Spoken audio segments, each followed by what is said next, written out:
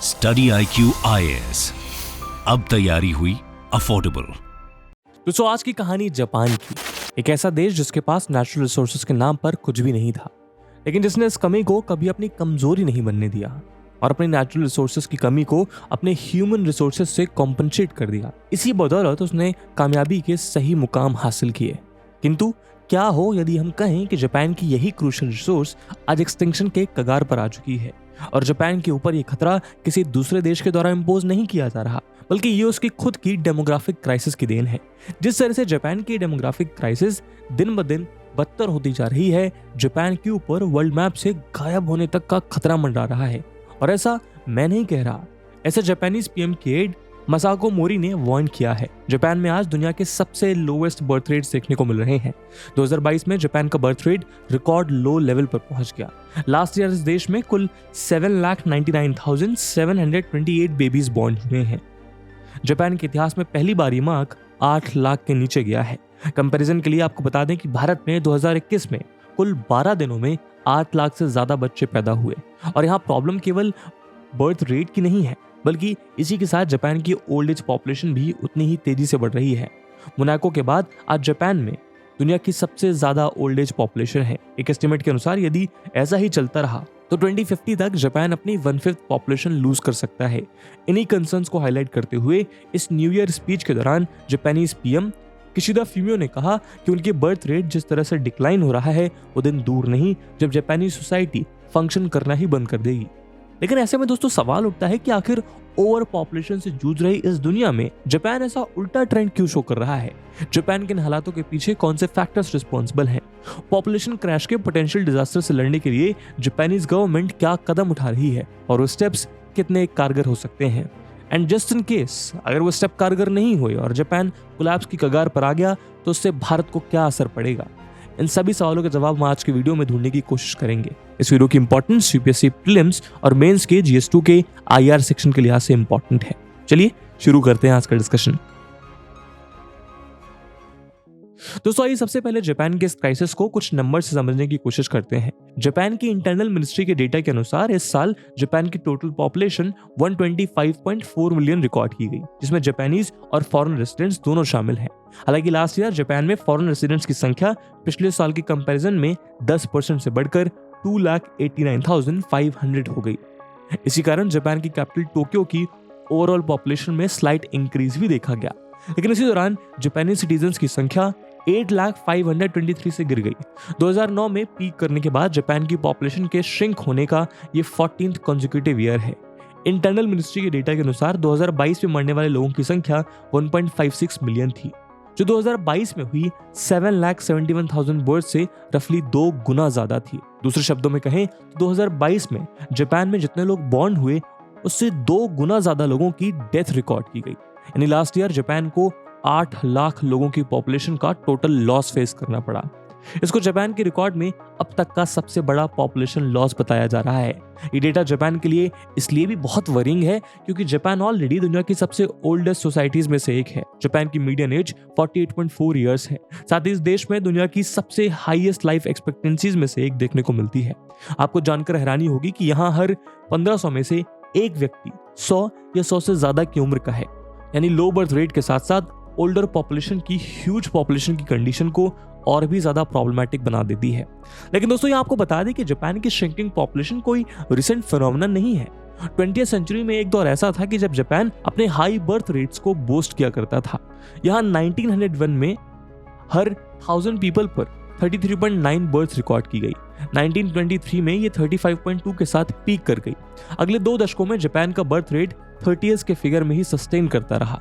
लेकिन 1938 से 1939 के बीच जापान के बर्थ रेट में पहला मेजर डिप देखने को मिला। सेकेंड वर्ल्ड वॉर के साथ जब पूरी दुनिया डेथ, डिस्ट्रक्शन और अनसर्टेनिटी की चपेट में थी, तब जापान का बर्थ रेट 26.6 पर पहुंच गया। लेकिन अगले 4 सालों में ये 30 के एवरेज पर टिका रहा। 1946 तक आते आते ये फिर एक बार 25 तक गिर गया। लेकिन पोस्ट वॉर ईयर्स में जब सोल्जर्स बैटलफील्ड से घर लौटे और रिकंस्ट्रक्शन पीरियड की इकोनॉमी में जॉब्स फ्लरिश करने लगी, तब हमें यहाँ बेबी बूम देखने को मिला। 1947 में जापान में 34.3 बर्ड्स पर 1000 पीपल रिकॉर्ड की गई। फिर 1966 में इनका बर्थ रेट 1965 के 18.6 से एक ड्रास्टिक डिक्लाइन फेस करते हुए 13.7 पर पहुंच गया। वर्ल्ड बैंक की रिपोर्ट के मुताबिक इस साल बर्थ रेट में गिरावट की वजह एक लोकल बिलीफ बना। माना जाता था कि जो गर्ल्स यहाँ फायर हॉर्स की ईयर में जन्म लेती हैं, वो अपने साथ बुरी पर्सनालिटी लेकर आती हैं और वो अपने फ्यूचर हस्बैंड की डेथ का कारण बनती है। दोस्तों, फायर हॉर्स ईयर हर 60 साल में एक बार आता है। इस रिपोर्ट के मुताबिक इसी कारण जापानीज फैमिलीज इस साल चाइल्ड बर्थ को कम प्रेफर करती हैं, क्योंकि वो जानते हैं कि इस साल देश में जो गर्ल चाइल्ड जन्म लेगी उसको सोसाइटी में अलग तरह के डिसएडवांटेजेस का सामना करना पड़ता है। खैर, फिर 1980 से जापान की पॉपुलेशन एक कांस्टेंट डिक्लाइन में रही। इस दौरान इसका फर्टिलिटी रेट 1.3 के लो लेवल को टच कर गया। यहाँ आपको बता दें कि पॉपुलेशन साइंटिस्ट पॉपुलेशन को अंडर कंट्रोल रखने की एक थ्रेशोल्ड वैल्यू बताते हैं, जिसको टोटल फर्टिलिटी रेट TFR कहते हैं। आम भाषा में इसको रिप्लेसमेंट लेवल भी कहते हैं। WHO के मुताबिक अगर एक कंट्री अपनी डाइंग पॉपुलेशन को रिप्लेस करना चाहती है तो उनकी चाइल्ड बियरिंग एज की विमेन को 2.1 चिल्ड्रन प्रोड्यूस करना होगा। अगर किसी पॉपुलेशन का TFR ज्यादा होता है तो वहां पॉपुलेशन की ग्रोथ होती है, लेकिन अगर उसका फर्टिलिटी रेट TFR से कम होता है तो उसका मतलब है कि वहां की पॉपुलेशन डिक्लाइन हो रही है। होमो सेपियंस के रिप्लेसमेंट लेवल की आइडियल वैल्यू 2.1 होती है। इस वैल्यू पर उनकी पॉपुलेशन स्टेबल रहती है। तो यहाँ आप देख सकते हैं कि 1980 से ही जापान का फर्टिलिटी रेट कितना लो हो चुका था। इसके अलावा सेम पीरियड में जापान की डेथ रेट में भी एक भारी गिरावट देखने को मिली। मेडिकल एडवांसेस, बेटर न्यूट्रिशन और एजुकेशन का इजी एक्सेस, इकोनॉमिक ग्रोथ और लिविंग स्टैंडर्ड्स में हुए मेजर इंप्रूवमेंट्स के चलते जापानीज लोगों की लाइफ एक्सपेक्टेंसी धीरे धीरे बढ़ती गई। लेकिन जापानीज लोग भले ही दुनिया भर में अपनी हाई लाइफ एक्सपेक्टेंसी के लिए फेमस हो, लेकिन 21st सेंचुरी के फर्स्ट डिकेड में जब इनकी एजिंग पॉपुलेशन ने बर्थ रेट को ओवरटेक करना शुरू किया, इनकी डेथ रेट्स भी ग्रेजुअली इंक्रीज होने लगी। 2021 तक आते आते इनका डेथ रेट 11.7, जबकि इसी पीरियड में इनका बर्थ रेट 6.6 की सिंगल डिजिट तक पहुंच गया। हालांकि जापान की इस क्राइसिस की इंटेंसिटी बहुत ज्यादा है, लेकिन जापान इस दुविधा में अकेला नहीं है। चाइना, साउथ कोरिया, जापान और ताइवान जैसे देश भी आज सिमिलर क्राइसिस से जूझ रहे हैं। जापान के पड़ोसी देश साउथ कोरिया के फर्टिलिटी रेट्स कई सालों से दुनिया में वर्स्ट रैंक्स हासिल कर रहे हैं। 2018 से साउथ कोरिया पर वुमेन 1 से भी कम बर्थ रिकॉर्ड कर रहा है। वर्ल्ड बैंक के डेटा के मुताबिक 2022 में साउथ कोरिया का फर्टिलिटी रेट 0.8 पर था। इसके अलावा चाइना में भी उसकी कंट्रोवर्शियल वन चाइल्ड पॉलिसी के चलते फर्टिलिटी रेट्स में शार्प डिक्लाइन देखने को मिला। आज चाइना का फर्टिलिटी रेट 1.7 है, जो कि स्टेबल रेट से काफी कम है। इसके अलावा आज ग्रीस का TFR 1.3, बल्गेरिया का 1.58, हंगरी का 1.39, पोलैंड का 1.29, इटली का 1.4, साउथ कोरिया का 1.26, जापान का 1.48 तक पहुंच गया है। चाइना का TFR 1.5 और ब्राजील का 1.8 है। इन एग्जाम्पल से पता चलता है कि ये पॉपुलेशन डिक्लाइन केवल जापान ही नहीं बल्कि पूरे विश्व के लिए एक बड़ी चिंता का मुद्दा है। खैर, अब यदि जापान के केस पर वापस आएं तो जापान के इस डेमोग्राफिक डिजास्टर के पीछे कोई एक कारण जिम्मेदार नहीं है। एक्सपर्ट्स के मुताबिक जापान की प्रॉब्लम मल्टी डायमेंशनल है। अक्सर इसके लिए late marriages, lesser marriages, workforce में विमेन का बढ़ता इन्वॉल्वमेंट और मेट्रोपॉलिटन सिटीज में हाई कॉस्ट ऑफ लिविंग जैसे फैक्टर्स को रिस्पॉन्सिबल बताया जाता है। इसके अलावा मैरिड कपल्स का चाइल्डलेस होना भी एक कॉमन ट्रेंड बनता जा रहा है। पैंडेमिक के बाद तो ये ट्रेंड और भी ज्यादा तेजी से बढ़ा है। कई डेवलप्ड कंट्रीज में तो पैंडेमिक ने कपल्स को ये चीज भी रियलाइज कराई कि केयर गिवर्स और डे केयर जैसी सर्विसेज के बिना घर पर रहकर एक चाइल्ड को रेज करना कितना चैलेंजिंग टास्क है। इसके अलावा आज की मेट्रोपॉलिटन, हाईली कॉम्प्लेक्स और कॉस्टली लाइफस्टाइल के चलते कपल्स एक चाइल्ड की रिस्पॉन्सिबिलिटी उठाने से कतराते हैं। हाई कॉस्ट ऑफ लिविंग के चलते कपल्स स्मॉल फैमिलीज चाहते हैं, या फिर जब तक वो फाइनेंशियली वेल ऑफ नहीं हो जाते तब तक फैमिली प्लानिंग अवॉइड करते हैं। फ्यूचर को लेकर अनसर्टेनिटी भी इसका एक मेजर रीजन है, फिर चाहे वो क्लाइमेट चेंज को देखें या फिर कोविड-19 जैसी हेल्थ क्राइसिस।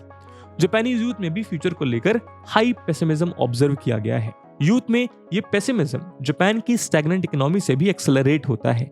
आपको जानकर हैरानी होगी कि एक चाइल्ड रेस करने के लिए चाइना और साउथ कोरिया के बाद जापान वर्ल्ड की 3rd मोस्ट एक्सपेंसिव कंट्री है। और ये सब तो तब है जब से देश की इकोनॉमी अर्ली 1990s से ही एक स्टैग्नेंट फेज में है। Ministry of health, labour and welfare के 2021 के डेटा के मुताबिक इनकी average real annual house hold income जो 1995 में $50,600 हुआ करती थी, वो 2020 तक आते आते $43,300 रहेगी।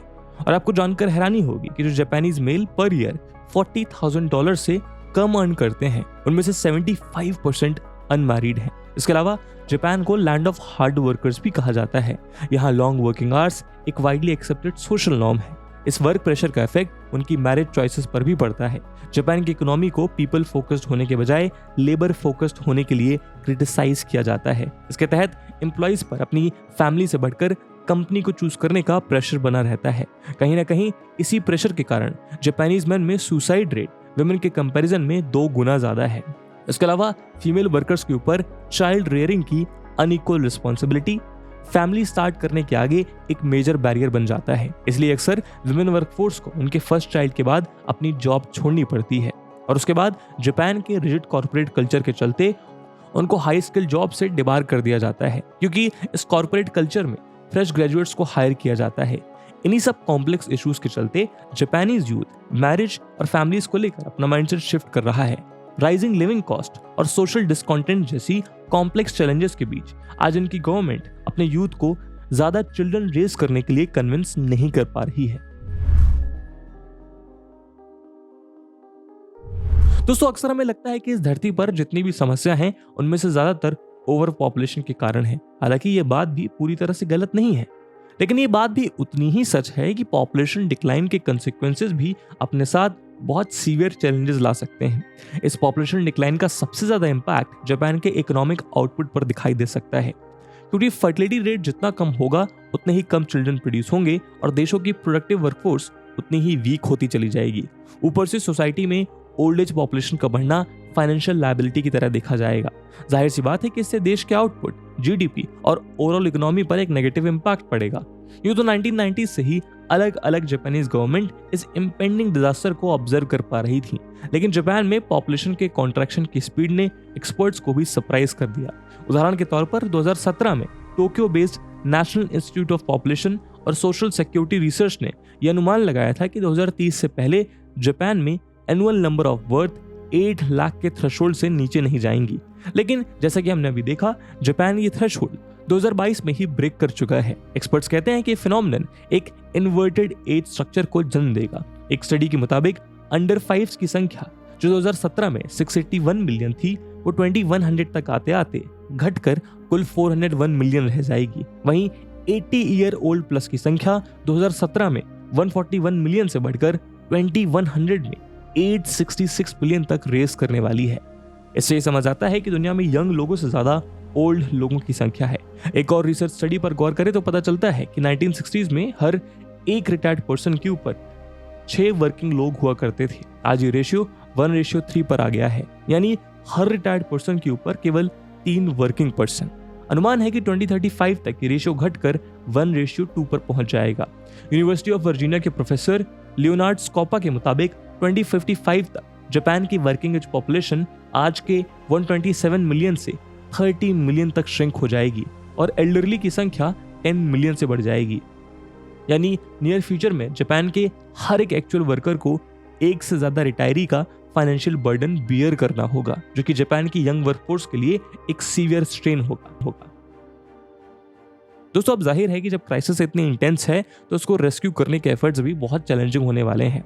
हाल ही में जापानीज पीएम ने यह अनाउंस किया है कि उनकी गवर्नमेंट उन यंग कपल्स को एक्टिवली सपोर्ट करेगी जो ज्यादा चिल्ड्रन रेज करना चाहते हैं। किशिदा के 2-pronged स्ट्रेटजी का पहला कंपोनेंट है कपल्स को फैमिली स्टार्ट करने के लिए एक्टिवली सपोर्ट करना, और दूसरा उसको ऐसी पॉलिसीज के थ्रू इंसेंटिवाइज करना जो चाइल्ड फर्स्ट सोशल इकोनॉमी को प्रमोट करे। इसलिए उन्होंने चाइल्ड केयर अलाउंसेस और आफ्टर स्कूल केयर इनिशिएटिव्स के थ्रू चाइल्डहुड स्पेंडिंग को डबल करने की प्लेज ली है। साथ ही चाइल्ड पॉवर्टी और अब्यूज को एरेडिकेट करने के लिए भी एक्स्ट्रा फंड्स का ऐलान किया है।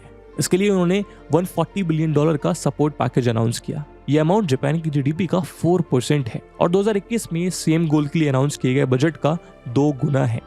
न्यू फादर्स के लिए पैटर्निटी लीव्स, वर्किंग पेरेंट्स को हेल्प करने के लिए प्री स्कूल फैसिलिटीज और पेरेंट्स के लिए ग्रेटर टैक्स ब्रेक्स भी प्लान किए गए हैं। इस सब के साथ जापानीज पीएम किशिदा ने अपने यूथ के बीच फ्यूचर को लेकर एक बेटर आउटलुक प्रमोट करने पर स्ट्रेस दिया है। दोस्तों, जो पैकेजेस हमने ऊपर डिस्कस किए हैं उनके साथ प्रॉब्लम ये है कि ये प्रपोजल्स केवल इकोनॉमिक एस्पेक्ट पर बेस्ड हैं। प्रीवियस गवर्नमेंट ने भी बेबी बूम को इनकरेज करने के लिए स्पेंडिंग्स पर फोकस किया, लेकिन जापानी सोसाइटी कोई भी पॉजिटिव रिस्पॉन्स नहीं दे पाई। हालांकि पीएम किशिदा की गवर्नमेंट के अंडर पॉपुलेशन डिक्लाइन को कॉम्बैट करने के लिए सोशल सिक्योरिटी सिस्टम को रिफॉर्म करके और इनएफेक्टिव सब्सिडीज को बंद करके स्मार्ट स्पेंडिंग की पहल की है। लेकिन जापान का पब्लिक डेट ऑलरेडी उसके एनुअल इकोनॉमिक आउटपुट से 2 गुना ज्यादा है, जो किसी भी ओईसीडी कंट्री में सबसे ज्यादा है। ऐसे में मच नीडेड पब्लिक रेवेन्यू के लिए टैक्स हाइक्स बेहद जरूरी होने वाली हैं, जिसका बर्डन यंगर जनरेशन के द्वारा ही बियर किया जाएगा। इसके अलावा जापान द्वारा उसकी एनुअल डिफेंस स्पेंडिंग को 2027 तक 1 से 2% ऑफ जीडीपी तक बढ़ाने का फैसला इन सोशल प्रोग्राम्स को डिरेल कर रहा है। दोस्तों, इसके अलावा जापान के इस पॉपुलेशन डिक्लाइन में उसकी क्लोज डोर इमिग्रेशन पॉलिसी का भी एक बड़ा रोल रहा है। जापान की होमोजेनस सोसाइटी हमेशा से ही इमिग्रेंट्स के लिए वेलकमिंग नहीं रही, लेकिन इस बार फॉरेन रेसिडेंट्स की संख्या में भी एक रिकॉर्ड हाई देखने को मिला। आज जापान में लगभग 3 मिलियन फॉरेन रेसिडेंट्स रहते हैं, जो 2022 के कंपैरिजन में 10% ज्यादा है। लेकिन इसके बावजूद जापानी सिटीजन्स लार्ज स्केल इमिग्रेशन को देश की पॉपुलेशन प्रॉब्लम सॉल्व करने का लॉन्ग टर्म स्टेबल ऑप्शन के रूप में नहीं देखते। यूनिवर्सिटी ऑफ कैलिफोर्निया के प्रोफेसर कीको यामानाका के मुताबिक 1990 से जापान केवल स्किल्ड फॉरेनर्स को जापान में एम्प्लॉयमेंट के लिए अलाउ करता था। किसी भी अनस्किल्ड फॉरेन लेबर्स को एम्प्लॉयमेंट का अधिकार नहीं था, जबकि असल में उनके मैन्युफैक्चरिंग सेक्टर को अनस्किल्ड लेबर्स की सबसे ज्यादा जरूरत थी। हालांकि आज इस कैटेगरी में अनस्किल्ड इमिग्रेंट लेबर्स की संख्या लगभग 500,000 तक पहुंच गई है, लेकिन ये किसी भी सूरत में पॉपुलेशन क्राइसिस से डील करने के लिए सफिशिएंट नहीं है। उसके अलावा इन वर्कर्स की लिविंग कंडीशन भी बहुत ज्यादा बुरी है। इन गैप्स को प्लग करने के जापानीज अथॉरिटीज ने पिछले कुछ सालों में फॉरेन रेसिडेंट्स और वर्कर्स को इन्वाइट करने के लिए पॉलिसी चेंजेस इंप्लीमेंट किए हैं। जैसे 2018 में जापानीज लॉ मेकर्स ने फॉर्मर पीएम शिंजो आबे द्वारा प्रपोज्ड पॉलिसी चेंज अडॉप्ट की। इसके तहत लगभग 3,40,000 फॉरेन वर्कर्स की हाई स्किल्ड और लो वेज जॉब्स के न्यू वीजा कैटेगरीज क्रिएट की गई। 2021 में एक मेजर शिफ्ट लेते हुए जापानीज गवर्नमेंट ने फॉरेनर्स को बहुत सी स्किल्ड जॉब्स में इनडेफिनिट रेजिडेंस के लिए अलाउ किया, लेकिन कोविड-19 पैंडेमिक ने इसकी प्रोग्रेस को बीच में ही रोक दिया। एक टोक्यो बेस्ड रिसर्च ऑर्गेनाइजेशन के मुताबिक जापान को 2024 तक अपने इकोनॉमिक गोल्स अचीव करने के लिए 2020 लेवल के कंपैरिजन में 4 गुना ज्यादा फॉरेन वर्कर्स की जरूरत है। लेकिन जापान को उसके लिए पहले एक ऐसा एनवायरनमेंट बिल्ड करना होगा जो कि माइग्रेंट वर्कर्स के ह्यूमन राइट को सपोर्ट करे, उनकी सैलरीज, वर्किंग कंडीशन और सोसाइटल इंक्लूजन को प्रमोट करे और फॉरेनर्स के वेलकम के लिए सोशल चेंज इंट्रोड्यूस करे। इसके अलावा दोस्तों, यहाँ जापान में पॉपुलेशन डिक्लाइन को टैकल करने के लिए एक और इंटरेस्टिंग पॉलिसी प्रपोज की गई है, और वो पॉलिसी थी ऑटोमेशन ओवर इमिग्रेशन, यानी रोबोट्स की। जी हाँ दोस्तों, इसको सबसे पहले शिंजो आबे की गवर्नमेंट ने 2007 में इनोवेशन 25 के टाइटल के अंडर पुश किया था। इस पॉलिसी के तहत ये असर्ट किया गया था कि 2025 तक एक एवरेज जापानीज फैमिली में एक हस्बैंड, वाइफ, हस्बैंड के पेरेंट, एक सन और एक डॉटर के साथ साथ एक रोबोट भी मौजूद होगा। रोबोट सारी हाउस होल्ड क्लीनिंग, मील, ग्रैंड पेरेंट्स की केयर, बेबी सिटिंग जैसे सारे टास्क हैंडल करेगा। ये ह्यूमनॉइड रोबोट वाइफ मदर के लिए सरोगेट का काम करेगा और ये वाइफ मदर को मल्टीपल चाइल्ड बर्थ के लिए ज्यादा टाइम प्रोवाइड करेगा। जापान का मानना यह है कि लास्ट सेंचुरी में जो कमाल ऑटो इंडस्ट्री ने किया, इस सेंचुरी में वही कमाल रोबोटिक्स इंडस्ट्री करने वाली है। इसलिए जापान इस फील्ड में एक्टिवली एंगेज कर रहा है। लेकिन क्रिटिक्स का कहना है कि रोबोट्स के ऊपर जापान की ग्रोइंग डिपेंडेंस उसकी स्पिरिचुअल पॉवर्टी का प्रमाण है। खैर दोस्तों, ये डिबेट अब आगे क्या टर्न लेगी ये तो आने वाला वक्त ही बताएगा। लेकिन अभी हमारे लिए सबसे बड़ा कंसर्न ये है कि जापान ईस्ट एशिया में भारत का एक स्ट्रॉन्ग एलाई है। चाहे फिर वो क्वाड जैसी ग्रुपिंग के थ्रू चाइना की हेजेमनी को कंटेन करने की बात हो या इंडिया के नॉर्थ ईस्ट रीजन में मैसिव इंफ्रास्ट्रक्चर इन्वेस्टमेंट की, एक वीक जापान भारत के लिए फेवरेबल नहीं है। लेकिन दोस्तों, जापान आज एक ऐसे हिस्टोरिकल टर्निंग पॉइंट पर पहुंच चुका है जहां से वापस आना बहुत मुश्किल दिखाई पड़ता है। हालात ऐसे हैं कि अगले 8 सालों में जापान में चाइल्ड बियरिंग एज की विमेन की संख्या उस पॉइंट तक डिक्लाइन हो जाएगी जिसके बाद पॉपुलेशन डिक्लाइन रिवर्स नहीं किया जा सकेगा। कई एक्सपर्ट्स के मुताबिक आज इस देश का बर्थ रेट ग्रेजुअली फॉल नहीं हो रहा, बल्कि ये एक शार्प डाउनवर्ड ट्रेजेक्टरी पर आगे बढ़ रहा है। इतनी शार्प डाइव का मतलब है कि अब यहाँ जो बच्चे जन्म लेंगे वो एक ऐसी सोसाइटी का हिस्सा बनेंगे जो अपनी फंक्शनल एबिलिटी ही लूज कर चुकी होगी। लेकिन देखने वाली बात ये होगी कि जापान के पास अभी भी कोई एक ऐसा स्टेप बाकी है, अभी भी कोई एक ऐसी पॉलिसी या फिर टेक इनोवेशन बाकी है जो इस इरिवर्सिबल प्रोसेस को रिवर्स कर सके। इस मुद्दे पे आपका क्या ओपिनियन है कमेंट सेक्शन में जरूर बताइएगा। इस वीडियो की इंपॉर्टेंस यूपीएससी मेन में देखते हुए एक सवाल हम आपके लिए छोड़कर जा रहे हैं जिसको आपको कमेंट सेक्शन में आंसर करना है। The question is the demographic crisis in Japan brings complex developmental challenges for the east Asian nation, discuss. And with this question my friends that's it for the video. I hope आपको video पसंद आई होगी और अगर पसंद आई है तो अपने दोस्तों के साथ शेयर करना मत भूलिएगा। हम मिलते हैं अगले वीडियो में, तब तक के लिए जय हिंद, जय भारत। स्टडी IQ IAS, अब तैयारी हुई अफोर्डेबल।